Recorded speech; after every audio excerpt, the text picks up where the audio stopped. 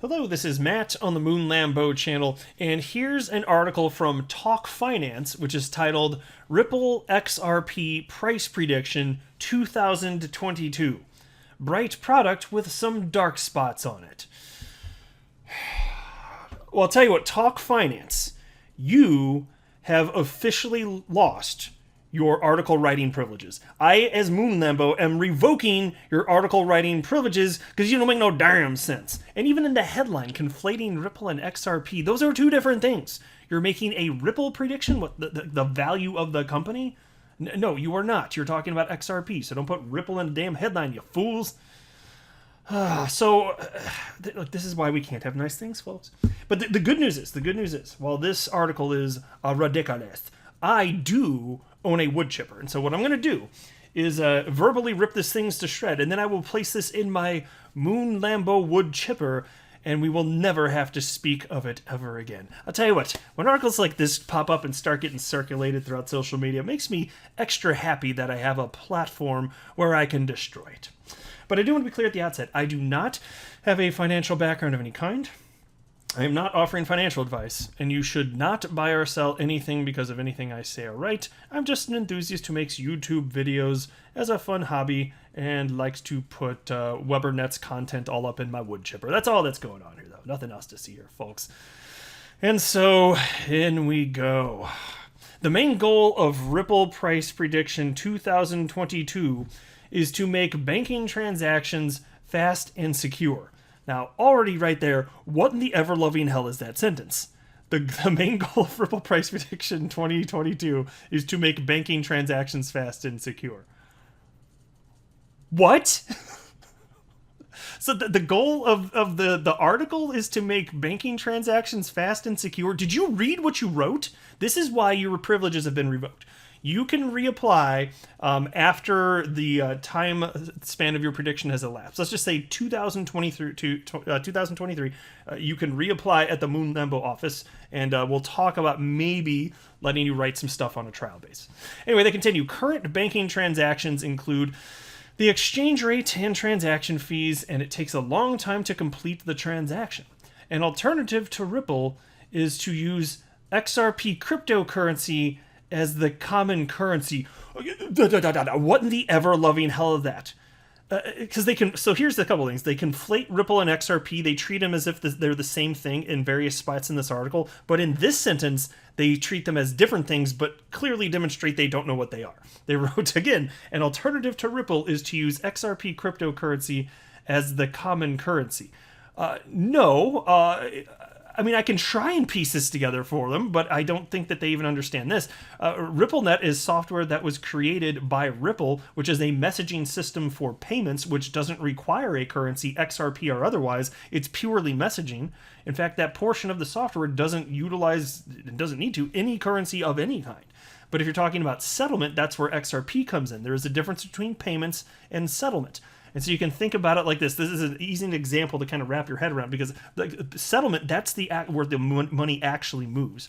But you have to communicate with whoever you're going to work with first to make sure that you're on the same page. Hey, I'd like to do this transaction. Do you want to do this transaction? Okay, cool. We've got the funds necessary to make it happen. Okay, let's convert. That's the messaging portion. No money's moved yet. You're just talking to other parties, right?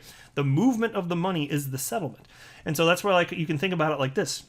When you make a payment with a credit card, you might think the transaction's done, but it's not actually. No money's actually moved. There's just it was just the messaging system utilized, because you still, if you bought something with your credit card, you actually still need to pay your credit card company, and then your credit card company still needs to pay the merchant that you bought something from, and the movement of the money at the tail end of that, that's when the settlement actually happens, not before that. And so many people don't even understand that, and it's really key. If you don't understand that, you're never going to understand how XRP could be positioned as a bridge currency. But anyway, they continue with their train wreck. This coin is the basis for money transfers between different currencies. Ripple is starting to gain traction in the international banking system. More and more banks are starting to adopt this method of transactions, as it saves a lot of money by eliminating exchange rate fees. They got the tail end kind of close. There's always going to be a need to convert from one fiat currency to another. So there's always going to be an exchange rate of some kind, even if it takes place on a cryptocurrency exchange, because the exchanges are the pools of liquidity. They're the market makers. There's still going to be some sort of exchange rate there, but you can eliminate the vast majority of it, because understand that when you're talking about XRP as a bridge currency, that's occurring through the traditional correspondent banking system. And the correspondent banking system is a chain of bilateral banking relationships. And you don't need to have, thanks to XRP, where corridors are open, you don't need to have a chain of these bilateral banking relationships. Because the problem right now, a huge problem, is consider there are over 11,000 banks on the planet. If you are a bank or remittance firm, you're never going to have a relationship with every single one of them. So how do you trust them, especially if you're converting from one fiat currency to another and you don't pre-fund with one another, because you don't have enough money to pre-fund with every country. And so maybe you know somebody who knows somebody who knows somebody who knows somebody who knows that bank, and then you've got like 5 or however many transactions in between, and then to help go through this convoluted process of converting from one fiat currency to another, it touches like 5, 6, 7, however many financial institutions, each taking a piece of profit along the way. It gets costly, and it gets very. It takes a very long time. It can take many, many days, and there's a higher failure rate than should be necessary or accepted, right? And so utilizing a bridge currency, that's what makes all of this possible. I don't think that they could articulate that, but that's it. Then they have this little subheading, fundamental Ripple qualities to consider in XRP prediction.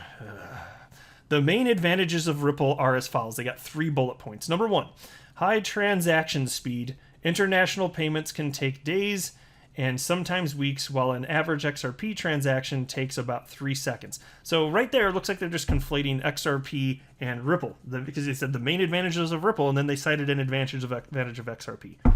How do you get your shirt on in the morning? I don't know how this works. No, seriously, like, is there somebody that's paid to assist you? I don't know functionally how you're doing it, or just you're shirtless every day. It's one of those, right? I'm curious. Just you let me know. Second bullet point: low transaction fees. Transaction fees are low. There's like 2 sentences that say the same damn thing. God, this is why we can't have nice things. Fire up the wood chipper. Unlike traditional international payments, the transaction costs of XRP-based payments are about 60% lower. That's pretty close to the truth. If you use a combination of RippleNet and on-demand liquidity, it's been estimated whether it's 60 or 70%, whatever it may be, depending on the corridor you're in. It's substantially cheaper than going through the legacy financial system. And bullet point 3, Ripple is a corporate managed product, unlike many other cryptocurrencies. So there you go. Don't forget, several sentences up, they were saying Ripple and XRP are different. Now they're saying that Ripple is a cryptocurrency, so it's the same thing now. If they mean XRP, and they do mean XRP, it's not a corporate managed product in terms of permissions over the ledger. They write here, this allows Ripple to clearly differentiate itself, which works in its favor. The management allowed Ripple to forge partnerships with traditional financial institutions. Together, their goal is to provide real-time financial transactions at low transaction costs. And so there you see, even in the section that's supposed to be positives, they're citing negatives that aren't even real about centralization of XRP. No, XRP is decentralized, and Ripple having a bunch of XRP does not give them special permissions over the XRP ledger at all. That is not how this works. This is not a proof-of-stake model. It's a different consensus algorithm that simply sequences, it's what validators do. They just sequence the order in which transactions occur. Like, that's it. And so then they write, Ripple, however, has disadvantages, and they got 4 bullet points here, and these are fun. Ripple is centralized, which is basically what he had under the pro section, but hey, whatever. Ripple is centralized. Well, technically that's true. Ripple is a company, and it is centralized. What the hell is a decentralized company? Freaking idiot stick. Oh my god. So, of course, we know that they mean XRP, though. So, I mean, XRP is centralized, and they're right. What is called the main advantage is also a serious limitation of this cryptocurrency. Where Bitcoin and other currencies are decentralized and allow the market to do their job, Ripple's regulation directly limits its growth and development. No, and see, this is where clearly they don't understand a damn thing about what they're talking about. How did they not get their writing privileges revoked sooner than this? How am I the first one to revoke the privileges? Because the truth is, XRP as a bridge currency, it would be doomed to failure if it were centralized, because no matter how blazing fast it is, you're not solving for the issue of trust if you're utilizing a centralized coin. I've been through this so many times on this channel. I don't know why it's such a hard concept for some people to get here. But that a huge problem with the existing model, the legacy financial system as it stands today, is that you can't trust every other bank and remittance firm on the company. So if you want to convert from one fiat currency to another, how are you even going to do that? You know, you're not solving for that issue. And even if the trust weren't an issue, like if you think like a central bank digital currency is going to solve the problem, or a stable coin, okay, well, I don't know what the business model for that would be. Who's going to have employ a sales team to go acquire new customers? Who's going to offer the customer support? How is that profitable? It doesn't make any sense. It simply does not make any sense at all. But to state that the XRP is a centralized coin and that's why their model works, it just is to completely misunderstand how all of this works and the actual core problems within the correspondent banking system. Next bullet point. Ripple itself owns a significant portion of all available XRP. This limits the operation of this cryptocurrency in the free market. Okay, so supply, I don't know exactly what they mean by that, but in terms of supply and demand, those dynamics are going to play out just based on what's available. Nobody's stopping that.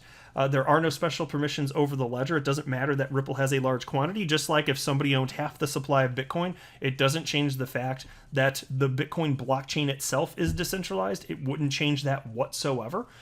And people could still openly trade the rest. But of course, I recognize that Ripple is a whale, a notable whale, and that's part of what I actually found appealing when I was doing my research in 2017. Oh, there's a decentralized cryptocurrency, but there's an entity that's a strong cheerleader and has a lot to lose if this doesn't go well because they're the largest holder of XRP.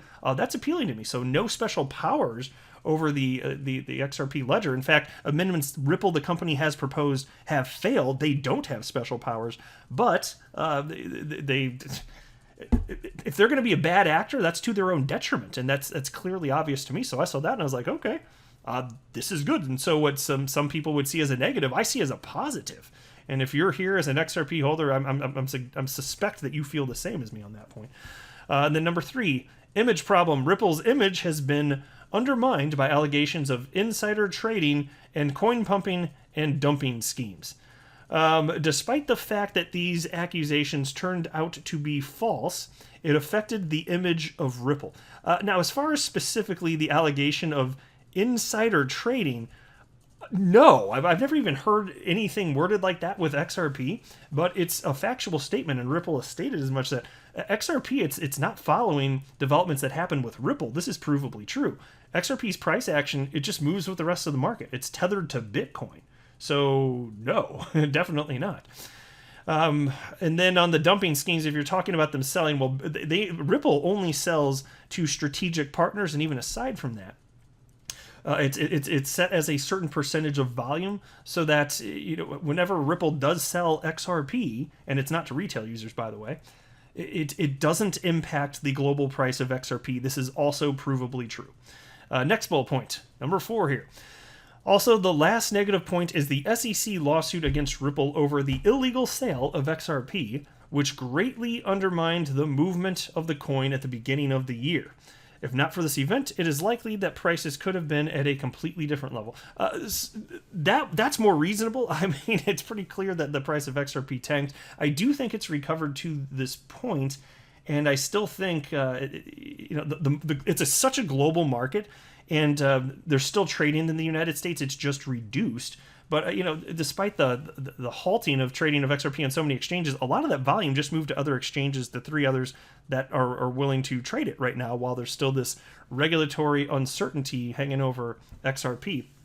But if not for that event, of course, the price wouldn't have tanked, and maybe it would be higher right now. But at this point, given that the XRP, it is just moving with the rest of the market, and this isn't sending it to zero, that's pretty damn clear at this point.